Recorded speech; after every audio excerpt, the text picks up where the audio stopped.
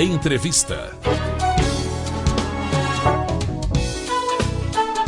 E agora em nosso programa vamos conversar com o Dr. Lucas Miyake Okumura, farmacêutico com pós-graduação em saúde da criança e em oncologia e hematologia. Atua como pesquisador nas áreas clínica epidemiológica da PROAD, Programa de Desenvolvimento Institucional do SUS, junto ao Hospital Moinhos de Vento, em Porto Alegre, no Rio Grande do Sul. Nós vamos falar sobre o uso de medicamentos isentos de prescrição em crianças. Boa tarde, doutor Lucas. Boa tarde. É um prazer ter a sua participação em nosso programa, viu? Prazer é meu. Doutor Lucas, o uso de medicamentos isentos de prescrição em crianças sem orientação do médico ou do farmacêutico é um risco? Que perigos, estão contidos nessa atitude, doutor? Bom, primeiramente a gente tem que lembrar que o uso de medicamentos ele é uma corresponsabilidade entre o profissional da saúde e o paciente, né?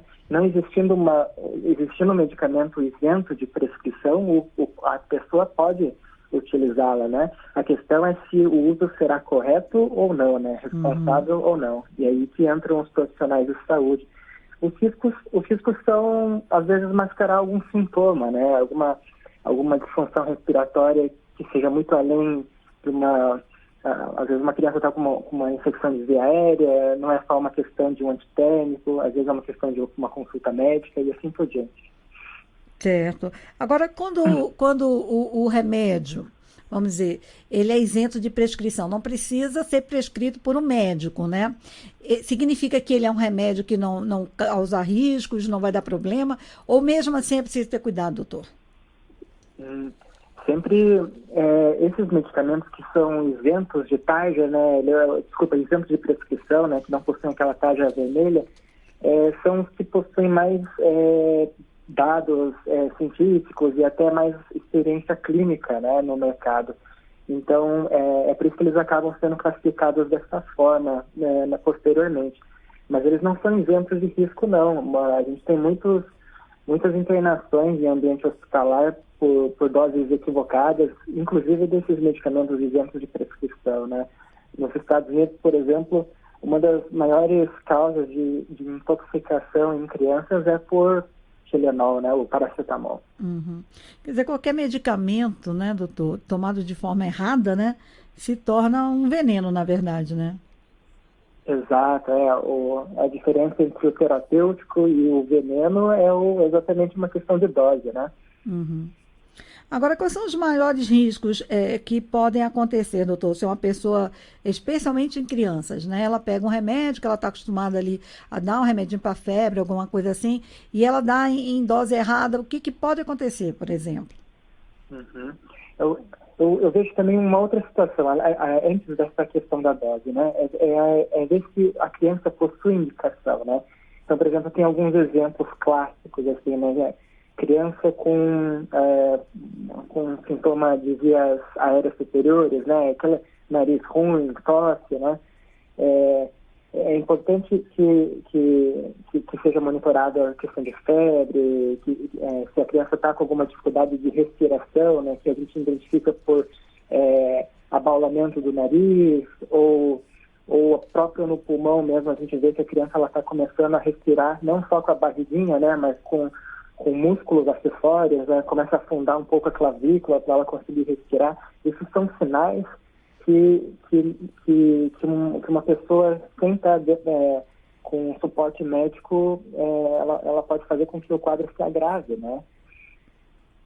Certo.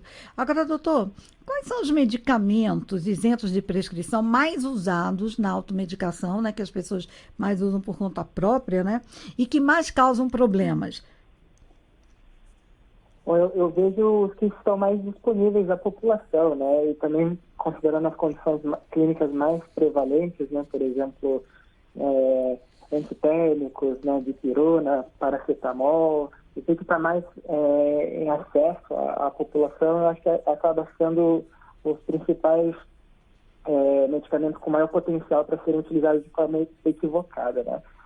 É importante dizer que é raro, né? Se você considerar a população inteira, o risco de eventos adversos que ocorrem, mas quem está dentro do hospital acaba percebendo bastante esse descuido, né, intoxicação por intoxicação ou mascaramento de sintomas, né, por uso inadequado desses medicamentos isentos de prescrição. Doutor Lucas, doenças do aparelho digestivo e das vias respiratórias são os problemas de saúde que mais acometem as crianças, né? Elas podem ser causadas por vírus ou bactérias.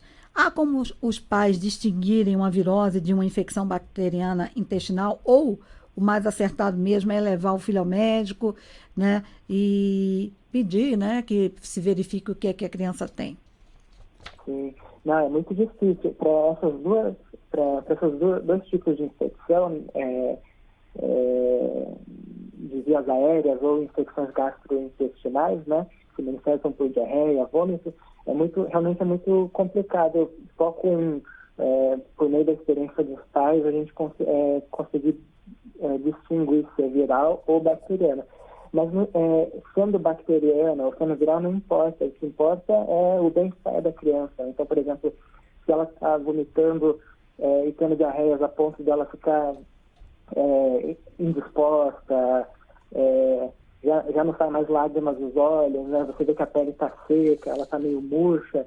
Isso são todos critérios que falam em direção para levar um profissional como médico, né? Para fazer os seus diagnósticos de exclusão necessários e tratamento adequado. Muitas vezes uma hidratação intravenosa, nos casos que a desidratação foi um pouco mais grave, né? Doutor, e que cuidados e precauções os pais e responsáveis, né, devem adotar quando precisam optar por um medicamento isento de prescrição para tratar uma virose, por exemplo, que ataca o aparelho digestivo e as vias respiratórias? Se eles vão precisar tomar esses remédios, né, quais os cuidados que eles devem ter? Uhum. Bom, em primeiro lugar, se for uma condição onde se houve uma prescrição do médico, né, independente se é um medicamento que exige ou não prescrição, sempre é importante checar a forma como vai utilizar, né, e o que esperar desse tratamento.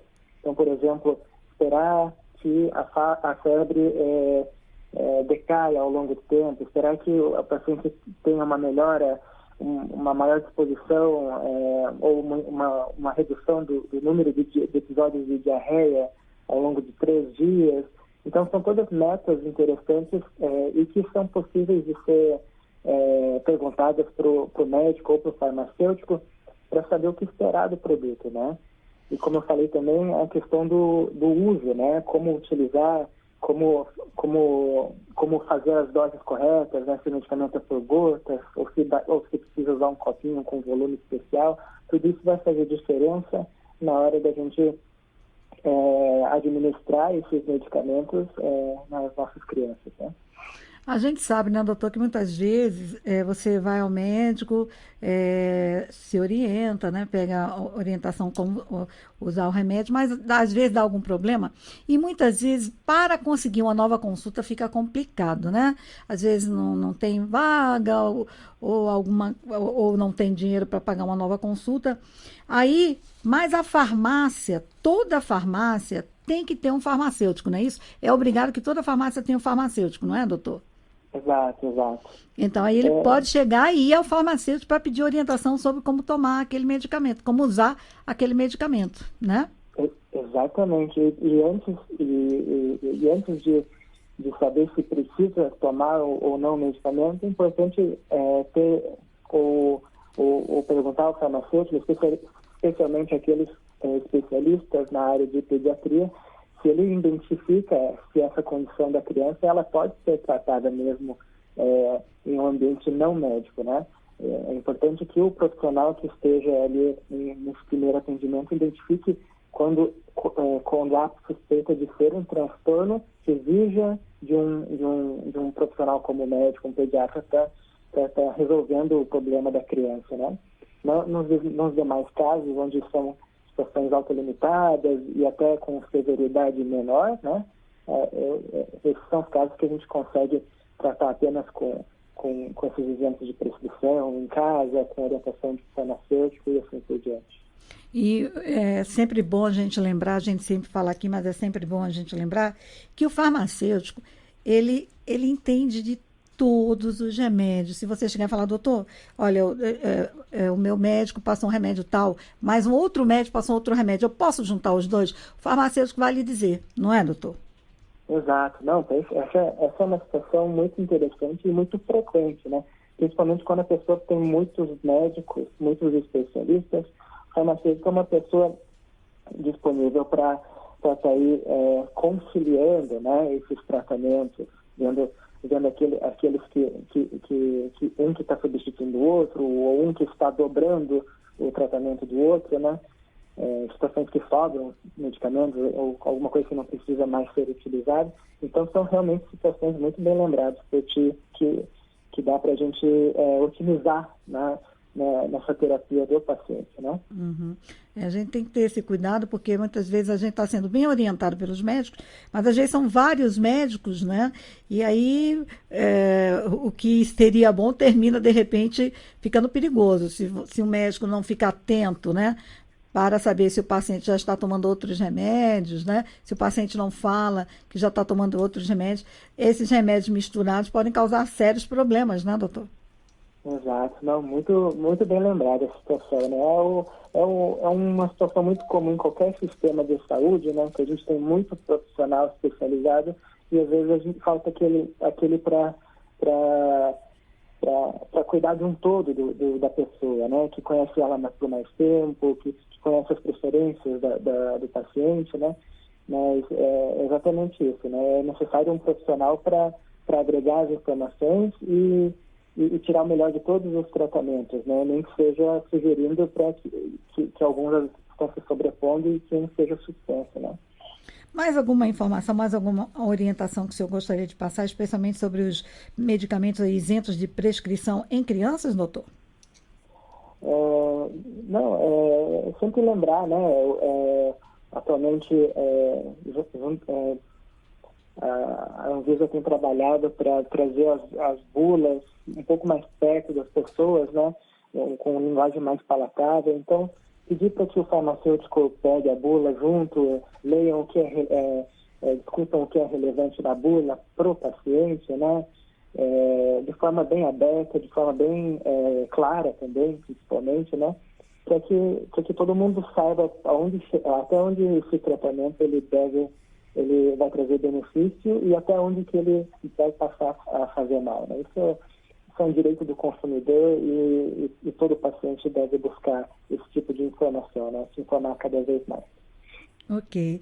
Doutor Lucas, eu quero agradecer muitíssimo a sua participação aqui no nosso programa e com certeza vamos conversar muitas outras vezes aqui na Nacional, tá certo? Tá ótimo. Muito obrigado pelo convite. Obrigado. Boa tarde. Boa tarde.